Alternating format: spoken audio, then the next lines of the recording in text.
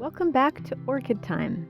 Today I'm doing some repotting, and in this video I'll be sharing the repots of two paphiopedilums. The next orchid I'm repotting today is my Paph Magic Lantern. I've had it for almost exactly a year and never repotted it, so it is time. I don't anticipate needing to move this plant up a pot, so I'll be reusing the same pot, but it's time to refresh its media. Normally I would have repotted a plant quite a bit sooner after getting it, but I wanted to wait until it was in active growth and the weather was nice. It has been growing steadily, although slowly, since I got it, but right now we have a new leaf forming and new roots. I don't know if they're visible. But I thought this would be a good time to repot. Whenever I intend to throw out the media, when I'm changing it out, I do repot on a highly unaesthetic plastic bag so I can just wrap everything up and toss it without having to interact with it in the event that there are bugs or problems that I want to avoid touching. And this medium that it came with contains sponge rock, which is awesome, and which I can't get, so I'm going to be doing a gross thing that is unadvisable and picking out the sponge rock and saving it, because as far as I'm aware there are no problems. Nothing is lurking or hiding in this potting soil that I'm aware of yet, so I'm going to be saving the sponge rock and reusing it. It seems to be potted in a mix that is in between my fine bark mix and my medium bark mix. So I'm going to be using the fine bark mix because my medium is way too coarse. So let's see what this guy looks like.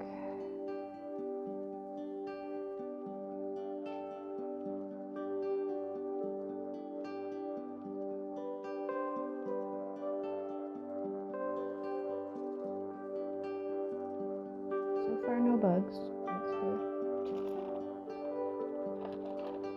And here we go.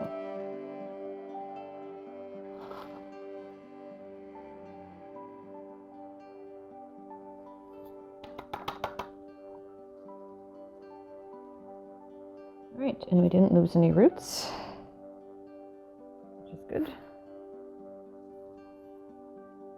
I'm going to carefully remove this old bark because, ooh, yeah, it is like, it's not soft, but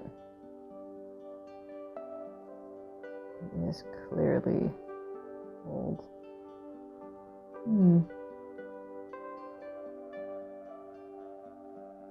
It's not as much root growth as I would have hoped for.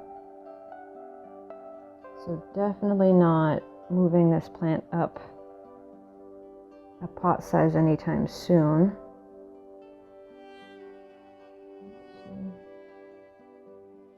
It looks like in the past it has attempted to grow new roots and then stopped. I'm not sure why that might be.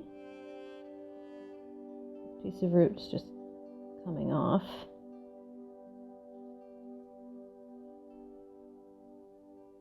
Oh dear.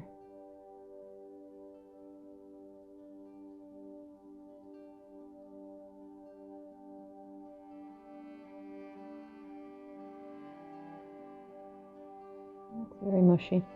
So I have clean, sterilized pruners here. So I will be removing this because it is mushy and not in good shape, which is a shame. That leaves this guy with just one root. Try to be careful then. Oh, okay, I didn't even need to cut that. Whoops. Oh, and here's a root that is old. Actually, now that I'm looking. So, this guy has been losing roots. Not ideal. That suggests that I perhaps overwatered this winter. one of the parents of this plant, my Chrysanthemum, prefers a drier winter rest. And because this plant grew continuously all winter, I did not give it one. And apparently I should have been a little more careful with the frequency of my watering if it lost a whole root. So here's another root. I have a little pile of them. These are not roots, I don't think. It's some old moss. All right. Okay. Now I'm going to go wash my hands, and then when I get back, we will pop the magic lantern back in its pot. I may go rinse the pot as well, since there was some root rot. Just want to make sure that the pot is clean. Okay, we're back. Pot's clean. I don't know if you can see that it wasn't before. Normally when I reuse a pot, even for the same plant, I would, in addition to washing it with soap and water, I would clean it with a 10% bleach solution.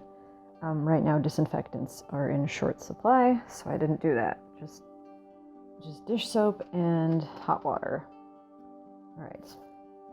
So my fine bark mix that I'm using for this Paph is the same as I used for the Oncidium. It's quite a bit finer than what it had before. I'm a little concerned if it was staying too wet that a very fine bark mix is going to exacerbate the problem, especially over winter time. Well, I'll just have to check very carefully. All right.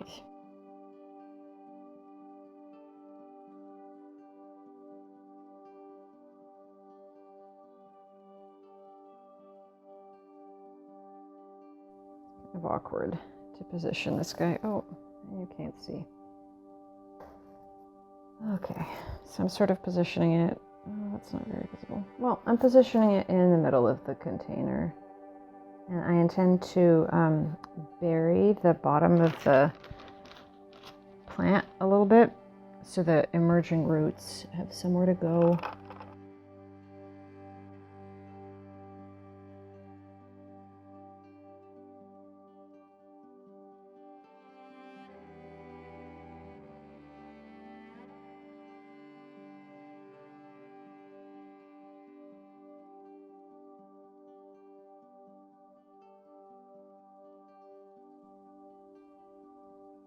I'm going to be really careful with its one remaining root. Oh boy.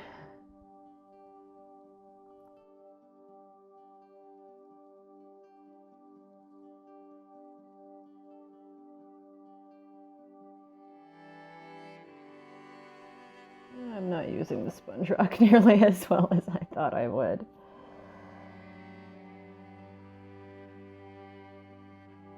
Just have an awkwardly large amount of it in this layer.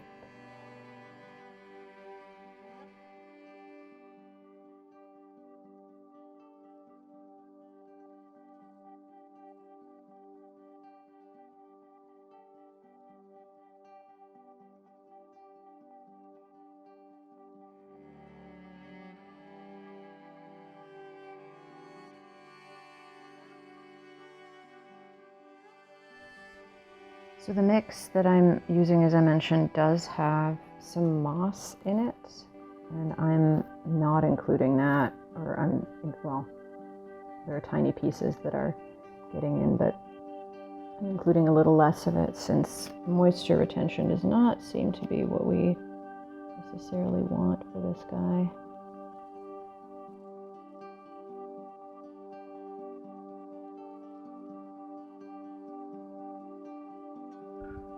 I'm also trying to select, as I'm grabbing out of my bag of media, I'm trying to select pieces of bark that aren't like the absolute smallest, dustiest in the bag.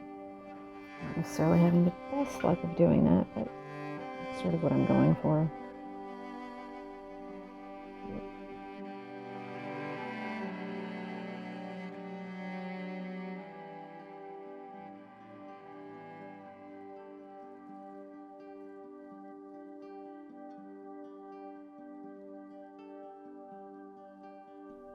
So the plant is still quite wobbly, and hopefully over the next months, as those new roots emerge, hopefully they actually will,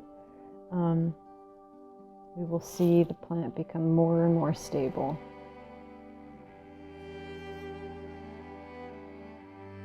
I'm going to put just a little bit more media on this side.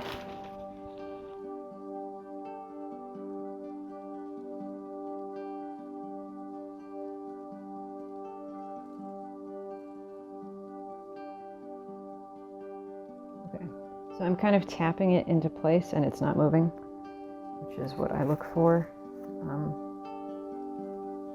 Like I said, I'm not the world's most confident repotter. So if you're watching this and just cringing, tell me why down below.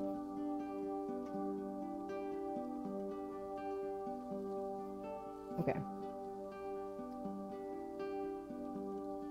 Here we go.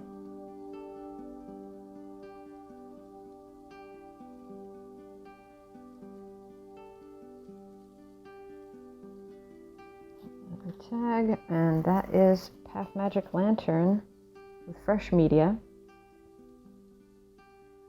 Hopefully now it will respond the way most Paphs do to fresh media and just explode with root growth, because I would really like to see it get more stable in this pot.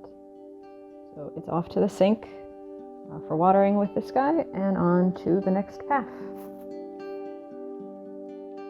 And the last orchid that I'll be repotting today is Paph Armeni White. This is actually 2 seedlings, I think, potted together. And I've also had this plant for almost a year. I got it last August, and I've not repotted it. So, once again, it is time. I have no idea what to expect in here.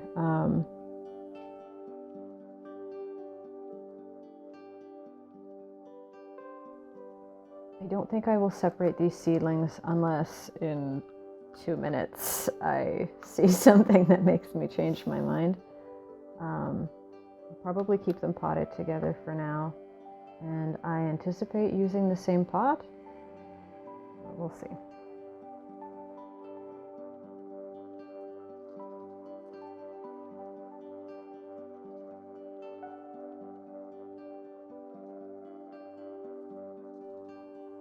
They're much more firmly in here than the Magic Lantern was in its pot, which is a great sign. Yeah, roots. Okay.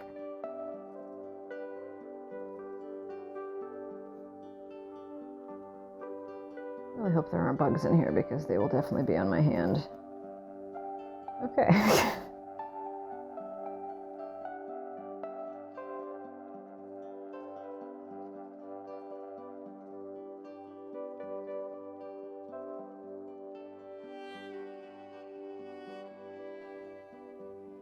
May or may not have been.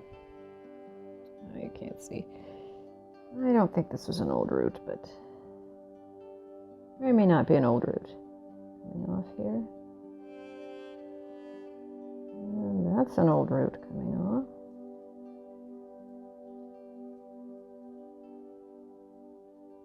Let's see who has the majority of the roots. These leaves while I'm in here.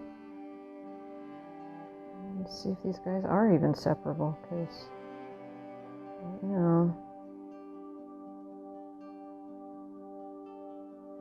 Oh, and the velamen just came off that root. I'll leave the root.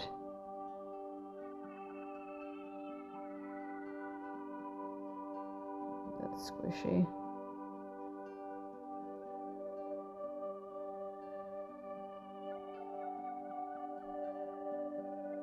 Ah, okay.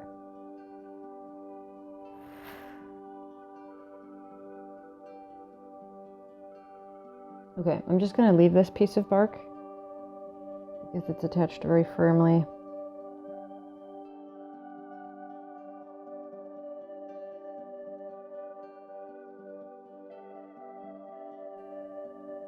So the roots it has seem nice and firm for the most part, except at the end here.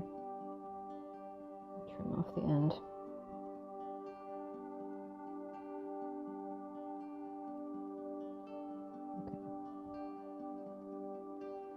Relieving that. So this guy does seem stressed. I don't know if it's visible given the light, but both of the new leaves in there are teeny tiny. Can you focus? You can kind of see it silhouetted against my fingers. We have two teeny tiny little leaves that are the new growths, which suggests that to me that the plant is stressed. If it fits easily in the same pot together with the other, I will leave them potted together just because it seems like I've been overwatering my paths. But if not, it may need its own, oh yikes, it may need its own pot.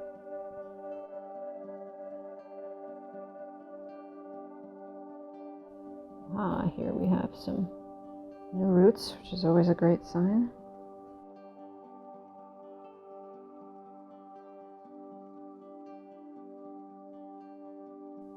They seem firm, not squishy at all.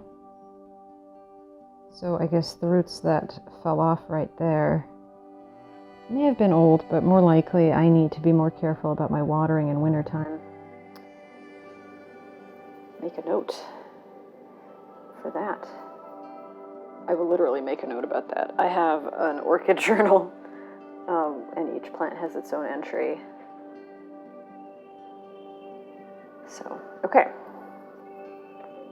Back into the pot.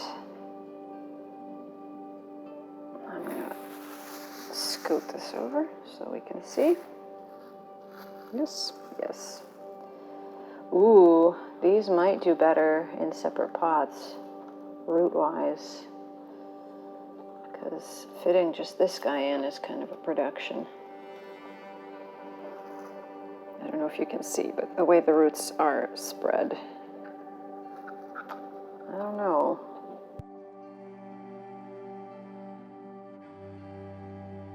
Okay, I'm gonna see if I can fit both of these into the same pot because I'm not actually, not actually prepared to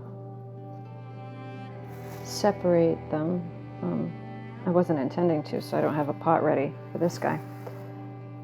Let's see, we're still visible. Yes. So let's see what we can do.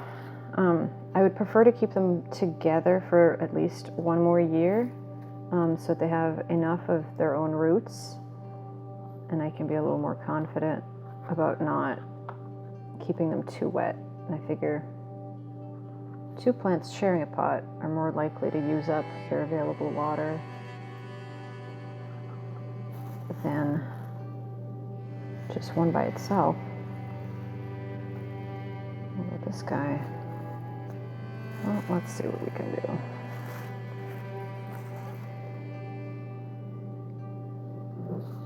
This is going to be entirely terribly visible to you. Sorry. And send these roots over here. And these more to the front. They will overlap. It's even possible. Obviously they were in here somehow before.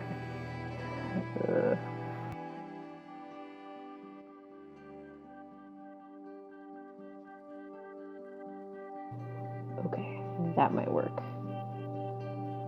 Paph Tetris. Super not ideal, and if you're in this situation, probably don't do this. Upside, they'll stay. Okay, I'm gonna kind of compare the bark that I have in the medium size with what these guys were in before. There's a lot of moss in this mix. That seems quite comparable. So I guess I'm going to be using the medium grade bark, picking out the moss for these guys, as opposed to the fine.